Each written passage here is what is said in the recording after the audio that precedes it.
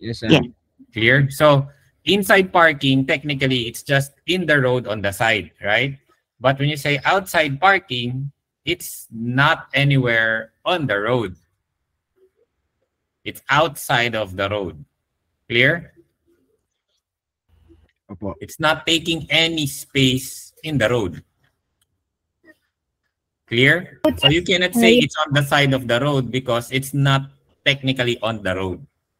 So, But sir, that means pag outside parking, it's exclusive for parking lot. That means yung inside parking na it's along the it's along the road, technically. yes. Yes, Just it's on the along side the road. of the road. I mean the on the side of the road, while the outside parking is exclusively for parking of cars. Yes. Yes. Okay. That's it. Clear? Clear, guys. So you know the difference? So here's another example of outside parking. Okay? It's not on the side of the road because it's technically not on the road. But for inside parking, it's in the road, technically. Okay? Clear?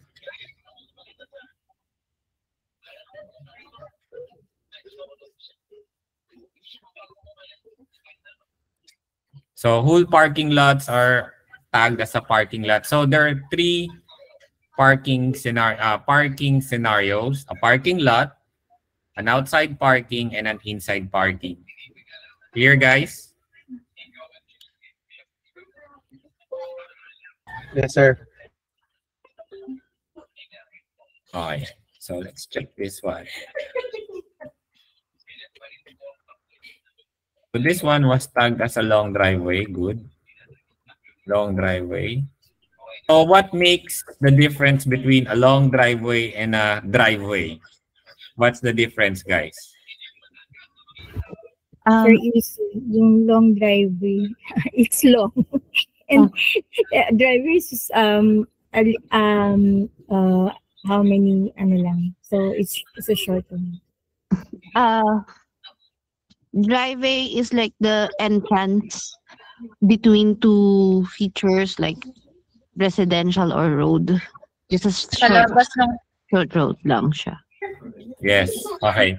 Short driveway is used as an entrance only, but a long driveway can also be an entrance, but it takes how many meters before you actually get to the area you want to. Like for example, this one. So for this one, this is tagged as a long driveway because it's meeting the specifications. That one, it's long. Two, there are what parking is this?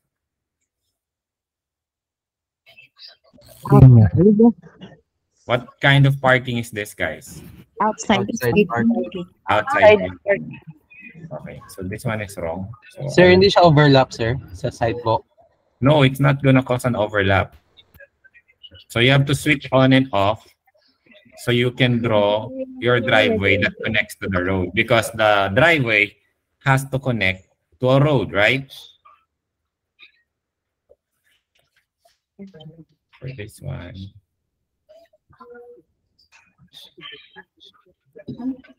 So it has to connect to a road. So when I switch on the sidewalk, it will just overlap. It will not cause an overlap issue. Okay. So this one, this is parking. So this is an outside parking, guys. So it has a boundary. The long driveway is created by boundaries. One, this one on the side, it's just a pavement or a parking here, not used. Then this one is an outside parking. Outside parking, then in between is a long driveway. Clear, guys? So, pinindot mo para matanggal, kumbaga matanggal muna yung sidewalk, F3 then? Yes, F3, or you can switch them on off by just unchecking on the category. Yeah. Okay, sige, copy. For this one, it's wrong. So I'll just have to cut here.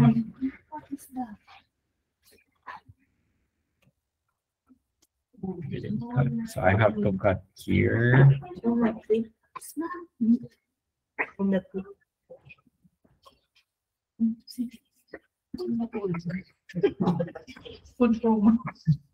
So this one is also wrong.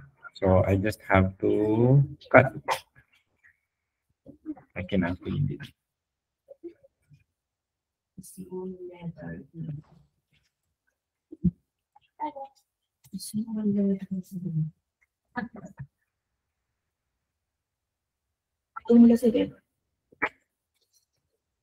So this is good. Long driveway. Always make sure, guys, you also take note of your neighbor. So when you capture something that's on the neighbor, make sure you do it correctly so we can avoid any tasks being reported. This one, it's not. Okay, remember, what's the definition for sidewalk, guys? Long, straight, small. Long, straight, narrow. No. This one, it's not a sidewalk, so please take it. Sorry. So switch off the driveway. Then let's cut this because this is not a sidewalk. Not a sidewalk, guys. So make sure we delete that. Fix these corners that are odd-looking corners. Press 2 to delete some points, guys.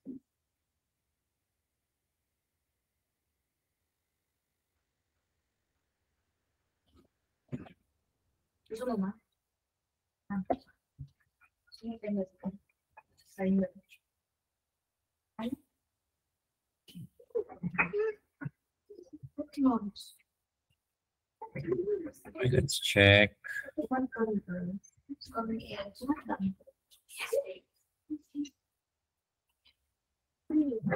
Okay, this is an example of a road overlap, guys. But this is not done correctly because the sidewalk was not taken out. So I have to do this.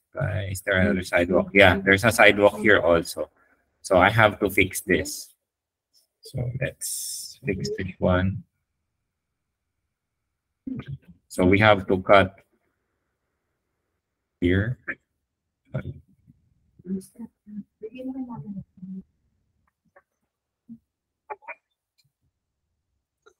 So for this one, let's fix this first correctly.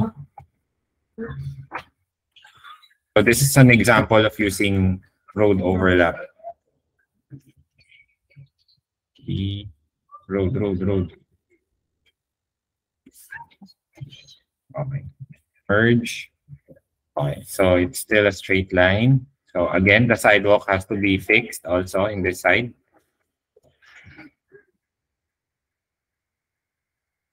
Sidewalk. Okay. Now there's a sidewalk going here, right? So you have to make a cut for the sidewalk also.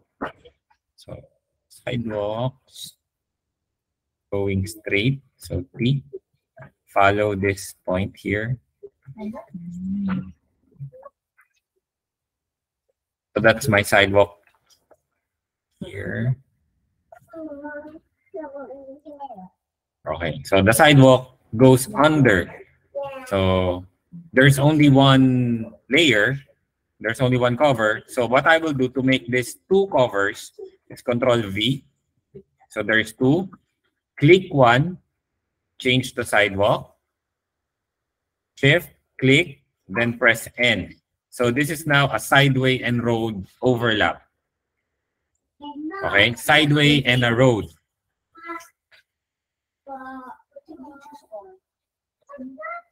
Here, guys. The next one, guys. Overlap. See T. Make sure you use T to cut. So for this one, I'm cutting this because there's going to be a sidewalk and a road overlapping here. So Control V again. Then sidewalk. Shift, then press N. Okay? Clear, guys? Now, for the road overlap, it's overlapping here. So technically, there's another road here.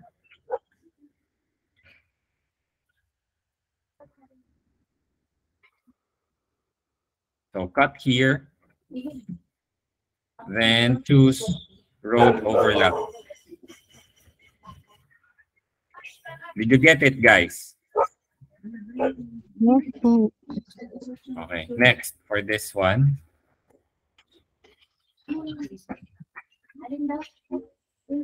So let's fix this first. I'll choose road. I'll merge.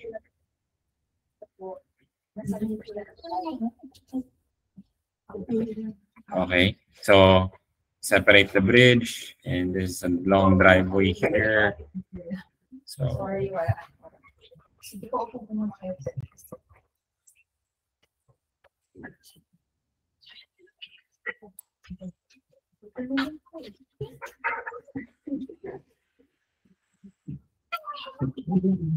okay, so I'm just fixing this area. So proper cutting here. This road, yeah. There's also a sidewalk. Make sure you capture the sidewalk. An intersection.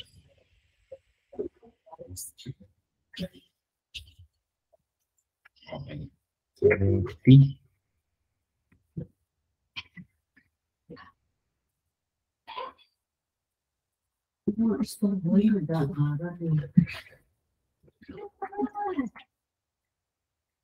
Sidewalk. Okay.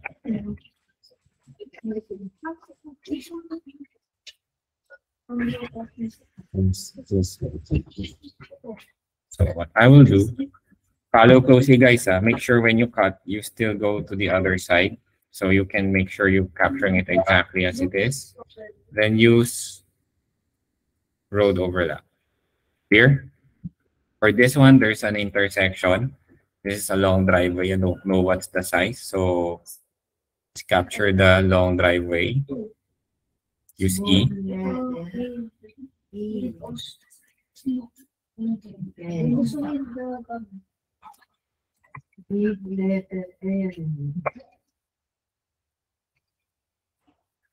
Let's switch off the intersection first.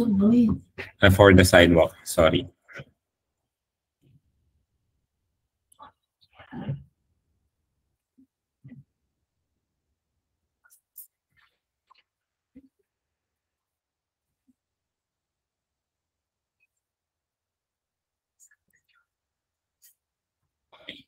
So switch on again the sidewalk.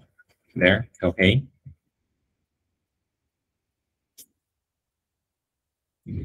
So there's an intersection here. So what you can do is cut from this intersection. Then another cut here. Then use the road intersection. Here, guys.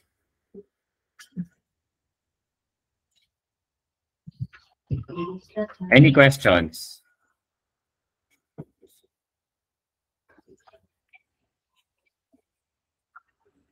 This one we have to fix.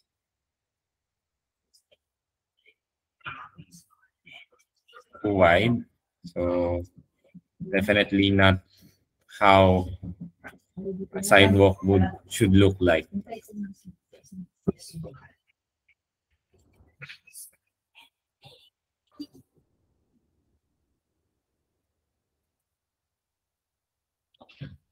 Good enough.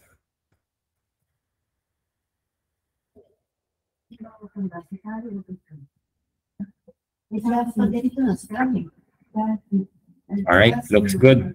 Any questions, team? How to use the overlap, how to use the proper overlap for two different layers. Any question? Not shift plus N. You use the shift to choose two layers and then you press N.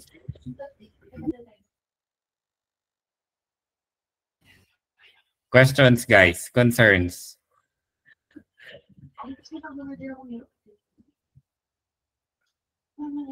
Benchmark, it depends on the project.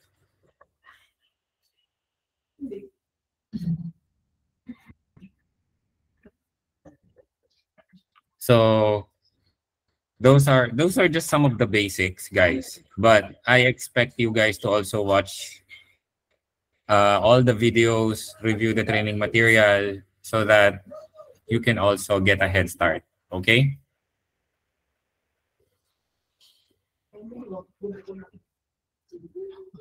Tomorrow we'll have a refill, Alvin. I already sent the training material earlier.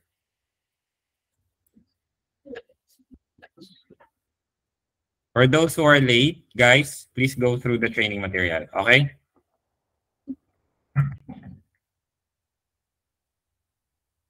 All right.